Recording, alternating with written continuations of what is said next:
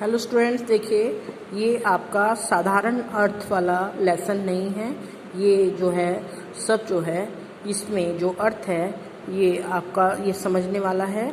इसको आप ध्यान से सुनेंगे, समझेंगे, तभी आपको ये समझ में आएगा, वरना समझ में नहीं आएगा। सभी ध्यान से सुनेंगे। लेसन 8 वाक लल्लत द्वारा रचे। रस्सी कच्चे धागे की खींच रही मैं नाव। इसमें लल कवित्री जो है वो क्या कहती है कि ये जीवन रूपी जो रस्सी है, ये जो है जीवन रूपी रस्सी को खींच रही मैं नाव। जीवन रूपी रस्सी से कौन सी नाव खींच रही हूँ मैं? प्रभु की भक्ति रूपी नाव। ईश्वर के पास जाने के लिए प्रभु भक्ति रूपी नाव को मैं जीवन रूपी रस्सी से खींच रही हूँ। जाने कब सुने मेरी पुकार, करे देव भवसागर पार। अब ये नहीं पता कि ईश्वर जो है मेरी पुकार कब सुनेंगे और मुझे इस संसार रूपी भवसागर से कब पार करेंगे। ईश्वर इस सांसारिक बंधन से मुक्त होकर कवित्री भवसागर अर्थात ईश्वर के पास जाना चाहती है। पानी टपके कच्चे सकोरे व्यर्थ प्रयास हो रहे मेरे। कवित्री का कहना है कि इस कच्चे धागे से बनी रस्सी से जो मेरे सांसारिक प्रयास हैं ईश्वर के पास जाने के, ये सब व्यर्थ प्रयास हो रहे मेरे। ये सब मेरा समय जो है, मेरे जीवन रूपी समय, मेरी जीवन ऐसे ही बीतता जा रहा है और ईश्वर प्राप्ति के मेरे जो मैं प्रयास कर रही हूँ वो सब व्यर्थ हो रहे हैं। जी में उठती रह हुक, घर जाने की चाह है घेरे।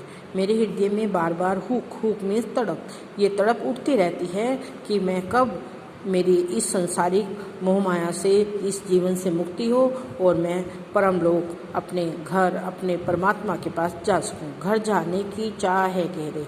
परमात्मा के घर जाने की चाह मीन्स इच्छा मुझे घेरे हुए है और मेरे हृदय में बार बार तड़प उठती है कि मैं कब अपने इस संसारिक मोह माया को छोड़कर कब मैं उस परमात्मा से जाकर मिलूंगी। नेक्स्ट देखिए सेकंड।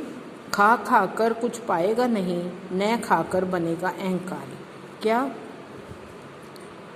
कवित्री कहती है? खा कर कुछ पाएगा नहीं, कि इस संसार में आकर यदि हम भोग और त्याग के मध्य ये अंतर बताते हुए कहती है खा कर कुछ पाएगा नहीं। यदि हम इस संसार में आ गए और इस संसार में आने के बाद यदि हम सांसारिक वस्तुएं और सुख सुविधाओं के उपभोग कर व्यक्ति को कुछ नहीं मिल सकता। कवित्री क्या कहते हैं कि इन सांसारिक वस्तुएं का, सुख सुविधाओं का उपभोग कर व्यक्ति कुछ प्राप्त नहीं कर सकता। न खाकर बनेगा अहंकारी। और यदि हम योग साधना में लिप्त हो जाएं और इस संसार को छोड़ दें तो जो व्यक्ति है वो घमंडी बन जाएगा, उसमें घमंड आ जाएगा। समखा तभी होगा समभावी। समखा मीन्स इस सांसारिक जीवन में रहकर ही, अपने परिवार में, अपने घर में, समाज में रहकर ही यदि हम अपने मन पर और अपनी इंद्रियों पर, इंद्रियां जो हमारे सेंस ऑर्गन हैं, अपने पांचों इंद्रियों पर यदि हम नियंत्रण कर लें तभी खुलेगी साकल बंद द्वार की। तभी जो है परमात्मा के पास जाने की जो कुंडी है वो खुलेगी और इस आत्मा का उस परमात्मा से मिलन हो सकेगा। Thank you, have a nice day. आज के लिए इतना ही। जो भी प्रश्न उत्तर मैं आपको दूंगी वो आपको करने हैं और ये आपका प्रतीकात्मक अर्थ है, सारा साधारण अर्थ नहीं है, इसलिए इसको ध्यान से सुनेंगे और समझेंगे तभी आपको ये समझ में आएगा। Have a nice day. Thank you.